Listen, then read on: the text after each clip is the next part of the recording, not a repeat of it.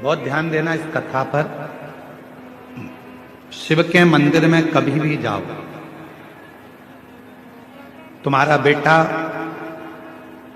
कोई नीट का एग्जाम दे रहा है, कोई कंपटीशन एग्जाम दे रहा है, तुम्हारी बेटी कोई परीक्षा दे रही है, तुम्हारा बच्चा, बेटा बेटी, पति पत्नी, कोई भी कोई एग्जाम में बैठने का प्रयास कर रहा है, पहले तो उससे कहो कि अपनी मेहनत 4 गुना कर, खूब पढ़, परिश्रम 4 गुना कर। और मान लो 5-6 बार दे चुका, 2-4 साल हो गए, 5 साल हो गए, तो फिर उससे कहो शंकर के मंदिर में 7 दुर्वा लेकर जा। कितनी दुर्वा? यहां क्या बोलते हैं झारखंड में? दुर्वा कि दूब बोलते हैं? दुर्वा। 7 दुर्वा शिव के मंदिर में लेकर, जब जल का पात्र साथ में, 7 दुर्वा को नीचे की ओर रखो हथेली पर, जल का पात्र हाथ में लेकर भगवान देवादिदेव महादेव को जल समर्पित करो। 7 दुर्वा में से 6 दुर्वा षडानंद कार्तिकेय जी को समर्पित कर दो, 1 दुर्वा भगवान शंकर के शिवलिंग पर चढ़ा। अपने हाथ की 3 उंगलियां शिवलिंग का स्पर्श करो और अपनी कामना कहकर, बाबा बहुत एग्जाम दे चुका हूं, बेटा बेटी ने बहुत परीक्षा दी है, हो नहीं रहा बाबा, अब आपके भरोसे है। बाबा को विनय करो, शिव जी पे चढ़ी हुई बेलपत्र दुर्वा वापिस लेकर आओ। जिस बच्चा जब एग्जाम के लिए जाए, परीक्षा देने के लिए जाए, उस दिन वो दुर्वा को अपने मस्तक पर प्रणाम कर कर, नमन कर कर, षडानंद कार्तिकेय का स्मरण कर कर फिर एग्जाम के लिए जाए। पढ़ाई अच्छी करना, दिल से करना, मेहनत ज्यादा करना, और एक बार ये प्रयोग कर कर देखना, मेरा षडानंद कार्तिकेय सफलता जरूर प्रदान करे। 6 मुख से षडानंद कार्तिकेय जी का जो वर्णन हमारे शिव महापुराण में किया गया है, स्कंद पुराण में किया गया है, षडानंद कार्तिकेय जी फल शीघ्र प्रदान करते हैं, शीघ्र फल। महाराज, तारकासुर का संहार हो, षडानंद कार्तिकेय जी ने बाण छोड़ा, और षडानंद कार्तिकेय जी ने जैसे ही बाण छोड़ा, तारकासुर के शरीर को लगा, तारकासुर के प्राण छूट गए। देवताओं ने पुष्प की वृष्टि करी, रे तारकासुर तेरे हृदय में शिव बसे थे, इसलिए तूने षडानंद कार्तिकेय का दर्शन। शिव को समर्पित करें, अपने भाव की निर्मलता शिव से स्वीकारें। 7 दुर्वा, 1 लोटा जल षडानंद कार्तिकेय का स्मरण कर कर जब हम चढ़ाते हैं, तो उसका फल हमको मिलता, उसका फल प्राप्त होता।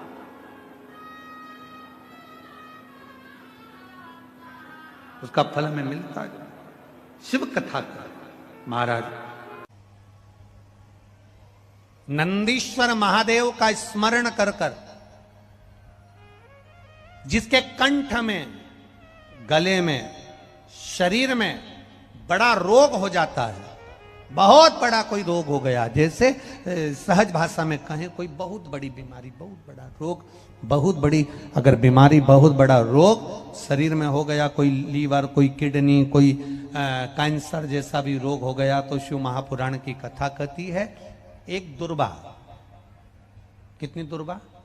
1 दुर्वा, 1 दुर्वा, 1 बेलपत्र नंदीश्वर महादेव के नाम से शंकर जी को समर्पित कर दो। पहले दुर्वा चढ़ा दो।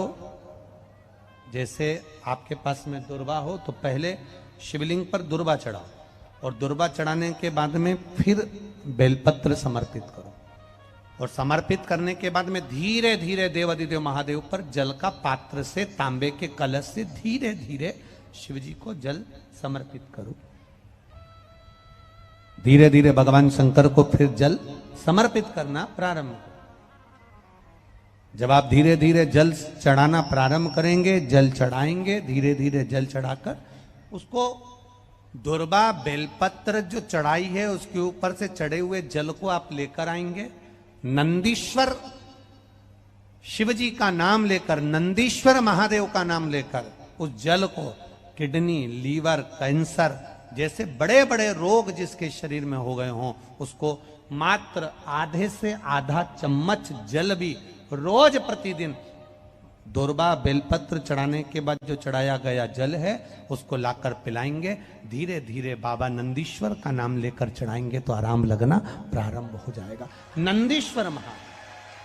दुर्वा का क्रम ऐसा है कि हम भगवान को दुर्वा क्यों देते हैं, उसका कारण यह है कि मान लो हे परमात्मा, हे शंभु, हे गणेश, हे प्रभु नारायण, अगर मान लो मेरा एक रास्ता चलते चलते गांठ पड़ जाए, एक रास्ता मेरा बंद हो जाए, तो वहां से मेरे दूसरे रास्ते खोल देना। इसलिए दुर्वा भगवान को समर्पित करी जाती है। दुर्वा को समर्पित करने का क्रम ही यही है कि मेरे मार्ग खुल जाए, मेरी राह खुल जाए, मेरा मार्ग चारों तरफ खुलता चले। अमृत है ये, इसलिए नष्ट नहीं होती। यदि भगवान गणेश जी की पूजन और भगवान शंकर की पूजन दोनों जब शमी पत्र से करी जाती है तो शरीर में कैसा भी रोग भरा पड़ा हो, डॉक्टर ने कह दिया कि यह बहुत बेकार रोग है और यह रोग इसका पीछा नहीं छोड़ेगा, यदि आपको डॉक्टर ने कह दिया कि ऐसा है, डॉक्टर की दवाइयां लो, जांच कराओ, डॉक्टर को दिखाओ, रिपोर्ट लाओ, पर साथ में 7 स्थान बताए हैं जहां पर शमी पत्र को अगर चढ़ाते रहे चढ़ाते रहे चढ़ाते रहे तो वो रोग कितना भी बड़ा हो आखिरी में वो रोग समाप्त हो ही जाता है। 7 स्थान बताए शमी पत्र। अब शमी पत्र के 7 स्थान तो बताएं, पर शमी पत्र की इतनी महत्वता क्यों है, मंदार की इतनी महत्वता क्यों है, गणेश जी की पूजन में, शिव जी की पूजन में इतनी महत्वता क्यों है? 7 स्थान पर शमी पत्र का वर्णन किया गया। शिव महापुराण के वो 7 स्थान शिवलिंग के आप लोग देखेंगे, दर्शन करेंगे। ये मानकर चलिए ये जलाधारी है, ये जहां से जल बहता है वो स्थान, ये शिवलिंग है। समझ में आ रहा है सबको? ये शिवलिंग, ये जलाधारी, ये जल बहता है वो स्थान, बीच में अशोक सुंदरी का स्थान, गणेश जी, कार्तिकेय जी का स्थान, माँ जगत जननी का हस्तकमल, शिवलिंग, ऊपर जलाधारी में जया, विषहरा, शामली बारी, दौतली, देव। 7 स्थान बताए। पहला स्थान अशोक सुंदरी का स्थान, द्वितीय स्थान भगवान श्री गणेश जी महाराज का स्थान, जहां गणेश जी का स्थान है सीधे भाग में उस। तृतीय स्थान मां पार्वती जी का हस्तकमल। चतुर्थ स्थान भगवान शंकर का शिवलिंग। चौथा स्थान। 5वां स्थान नंदी का उठा हुआ चरण, जो नंदी का पांव उठा हुआ रहता है एक आगे वाला, 5वां स्थान। और 2 शमी पत्र भगवान शंकर के सम्मुख में से अपनी कामना कर कर 3 बार पंचाक्षर मंत्र का या श्री शिवाय नमस्तुभ्यं का स्मरण कर कर वो शमी पत्र भगवान शंकर के शिवलिंग पर फिर समर्पित कर दिया जाए। अगर ये 7 शमी पत्र समर्पित कर कर एक बेलपत्र शिव जी को समर्पित करा जाता है तो धीरे धीरे कैसा भी बड़े से बड़ा रोग हो वो धीरे धीरे कटना प्रारंभ हो जाता है। महीने भर में एक दिन ऐसा बनाओ, अगर मेरा भोलेनाथ तुम्हारी नहीं सुन रहा है तो 1 लोटा जल, 1 दुर्वा और 1 बेलपत्र, ये 3 चीजें लेकर जाओ। क्या क्या ले जाना है जम के बोलो जरा? 1 लोटा जल, 1 जम के दुर्वा और 1 बेलपत्र, 3 चीजें लेकर और 3 चीजों को सबसे पहले जो लोटा भर के जल लेकर गए हो वो गणेश जी का स्थान जानते हो ना सब लोग? अशोक सुंदरी के पास में जो गणेश जी का स्थान है, जैसे ये जलाधारी है, ये शिवलिंग है, बीच में अशोक सुंदरी है, ये गणेश जी का। एक लोटा जल जब चढ़ाओ तो पहले गणेश जी का स्थान, फिर कटी भाग, फिर शिवलिंग। समझ में आ गया? गणेश जी का स्थान, कटी भाग, जलाधारी, फिर शिवलिंग। दुर्वा गणेश जी के स्थान पर समर्पित कर दो और बेलपत्री अशोक सुंदरी वाली जगह पर समर्पित कर दो। ये तीन चीजें अगर आप 2 हफ्ते में, 1 महीने में अगर एक बार भी अगर करते हो तो देवाधिदेव महादेव आपकी मन की कामना पूर्ण जरूर करते हैं, ये निश्चित। हाथ जोड़ लिए वायुदेव ने, विनती कर ली, हे यक्ष देव, मैं आपको पहचान नहीं पाया, आज मेरा निवेदन स्वीकार करो और आप स्वयं शिवलिंग के रूप में विराजमान हो जाओ। शिव जी एक शिवलिंग के रूप में विराजमान हो गए और शिव जी का नाम यक्षेश्वर महादेव हो गया। जम के बोलो, कौन से महादेव? यक्षेश्वर। यक्षेश्वर महादेव नाम पड़ गया। भगवान देवाधिदेव महादेव उस शिवलिंग में से प्रकट हो गए, यक्षेश्वर महादेव के रूप में प्रकट होकर बोले, सुनो वायुदेव, वायु से जुड़ा हुआ, अग्नि से जुड़ा हुआ, जल से जुड़ा हुआ शरीर में अगर कोई भी रोग उत्पन्न होता है, उस रोग को केवल मेरा एक नाम उच्चारण ही श्रेष्ठता का फल दे जाता, श्रेष्ठता का। मेरी जीजियों, 7 दुर्वा। कितनी दुर्वा? दुर्वा देखिए ना सबने, क्या बोलते? दुर्वा की दूब है, दुली है, तुम समझ गए ना? हाँ बस ठीक है। हमारे उधर दुर्वा कहते हैं, वो घास जैसा लगता है ना दुर्वा। आप लोग छत्तीसगढ़ी भाषा में जो भी बोलते, दुल्ली और फूली, जो भी आप बोलते हो, वह 7 दुर्वा। और उस 7 दुर्वा को जो ये समझ लेना जरा, जिसका आधा सिर दुखता हो, पूरा सिर दुखता हो, नेत्र में भुकुटियां दुखती हो, सुबह से लेकर रात तक घबराहट उत्पन्न होती हो, बेचैनी होती हो और बहुत ज्यादा तकलीफ में चक्कर जैसा बना रहता है, उसके लिए यक्षेश्वर महादेव की आराधना का स्मरण करेगा। ये शिवलिंग है, जलाधारी है, यहां से पानी बहता है। 7 दुर्वा 7 स्थानों पर जलाधारी पर रख दीजिए। 7 स्थान, 7 ही स्थान पर जल चढ़ाना प्रारंभ करो। जो 1 लोटा जल आप लेकर गए हो, 7 स्थान पर चढ़ाइए। उसके बाद में बचा हुआ जल शिवलिंग पर चढ़ा दीजिए। यक्षेश्वर महादेव का नाम लेकर एक एक दुर्वा को उठाकर रख लीजिए। यक्षेश्वर महादेव का नाम लेकर वो दुर्वा वापिस लेकर आ जाओ। 7 दिन तक सुबह सुबह बिना कुछ खाए उस एक एक दुर्वा को यक्षेश्वर महादेव का नाम लेकर चबा चबा कर खाना प्रारंभ करो।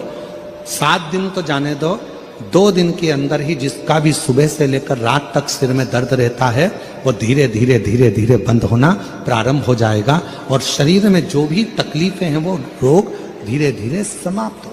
यक्षेश्वर महादेव, शिव यक्षेश्वर महादेव, यक्षेश्वर।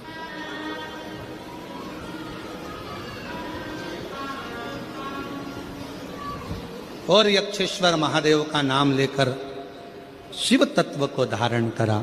महाराज कहते हैं वायुदेव ने बहुत शक्ति का प्रदर्शन करा, पर शिव शांत। शिव जी का एक नाम है यक्षेश्वर। फिर से बोलो, क्या नाम है? यक्षेश्वर महादेव। ये वो नाम है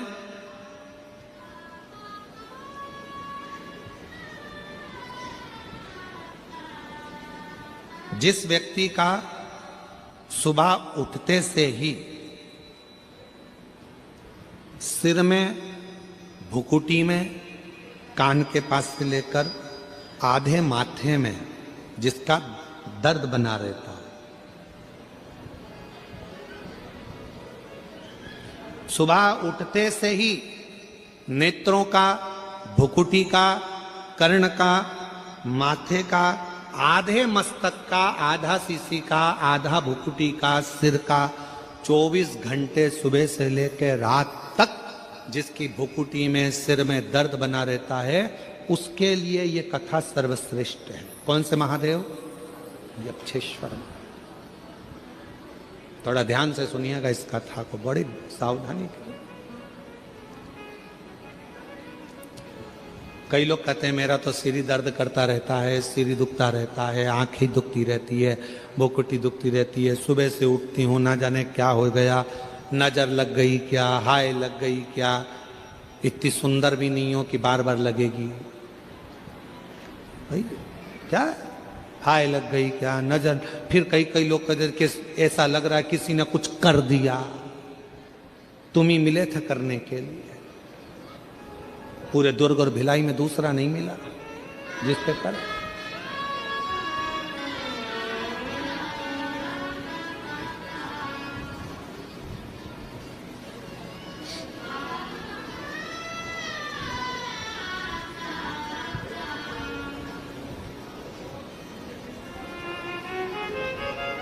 महाराज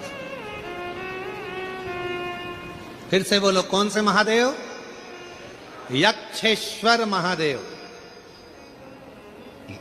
वायुदेव को आ गया अहंकार, अभिमान, और इतनी अभिमत्ता में वायुदेव आ गए कि वो भगवान इंद्र के पास पहुंचकर इंद्र से जाकर कहते हैं कि मेरी वायु के वेग में मैं कुछ भी कर सकता हूं, कुछ भी।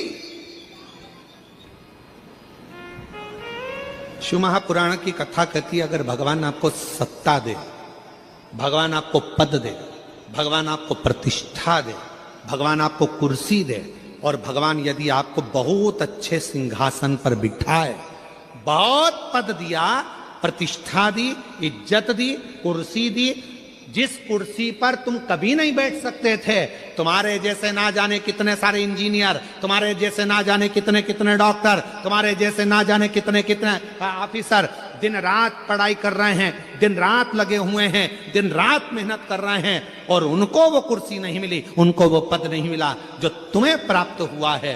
तो समझ लेना कि तुम्हारे पूर्व में तुमने कोई अच्छा कर्म करा होगा, उसके अनुसार तुम्हें यह प्राप्त हुआ। अब इसमें अहंकार मत करना, इसमें अभिमान मत करना कि मेरे को ये कुर्सी मिल गई, अब तो मैं जो कर सकता हूं करूंगा, मेरी मर्जी। किसी को नहीं गिन रहा है, किसी को नहीं मान रहा, किसी को नहीं। और फिर एक दिन ऐसा आए मालूम पड़े वो पद, वो प्रतिष्ठा, वो कुर्सी किसी काम की ना। इसलिए अभिमत्ता में ना। जो बेटा बेटी नौकरी के लिए अप्लाई कर रहे हैं, जो बेटा बेटी चाहे सरकारी नौकरी हो, प्राइवेट नौकरी हो, सर्विस के लिए अप्लाई कर रहे हैं, उन बेटा बेटियों से निवेदन है, दुर्वा शिव जी को समर्पित कर कर केवल दूब जानते हो ना, दुर्वा सब जानते हैं। दुबा जो माला पिनाई थी उसमें बहुत सारी लगी थी, पढ़ी है हम, बताना जरा। दुर्वा जो बेटा बेटी सर्विस के लिए अप्लाई कर रहे हैं, तुम मेहनत करो, पढ़ाई करो, खूब पढ़ो, खूब तैयारी करो, अच्छे से तैयारी करो, जितनी मेहनत तुमने पूर्व में करी उससे दुगनी मेहनत तुम करो उस नौकरी को पाने के लिए। और साथ में जब एग्जाम के लिए जाओ, कहीं इंटरव्यू देने के लिए जाओ, दुर्वा शिव जी को, इस दुर्वा का जो डंडी का मुख है ये अशोक सुंदरी वाली जगह, फिर समझ लीजिए जैसे ये शिवलिंग, ये गोल जलाधारी, यहां से पानी नीचे गिरता है, बीच में अशोक सुंदरी का स्थान होता है। तो ये जो दुर्वा हम चढ़ाएंगे तो इसका डंडी का मुख शिवलिंग के पर चढ़ाएंगे, तो ये शिवलिंग पर डंडी की जो भाग है वो अशोक सुंदरी की ओर हो गया, और ये भाग इस ओर हो गया। शिव जी को समर्पित कर कर पहले दुर्वा चढ़ाएंगे, उसके बाद में देवाधिदेव महादेव को 1 लोटा जल जो तुम घर से लेकर गए हो वो समर्पित करो। 3 महीना लगातार अपनी पढ़ाई की मेहनत करो, अपने इंटरव्यू की मेहनत करो और खूब अच्छा पढ़कर साथ में 1 लोटा जल और दुर्बा, शिव जी को भले 10 दुर्बा की जगह केवल 1 दुर्बा चढ़ाओ, चढ़ाकर जल चढ़ाना। 3 महीने तक लगातार बाबा से प्रार्थना करना। विश्वास कहता है अगला पत्र तुम्हारा व्यासपीठ पर होगा, नौकरी मिलेगी, निश्चित है।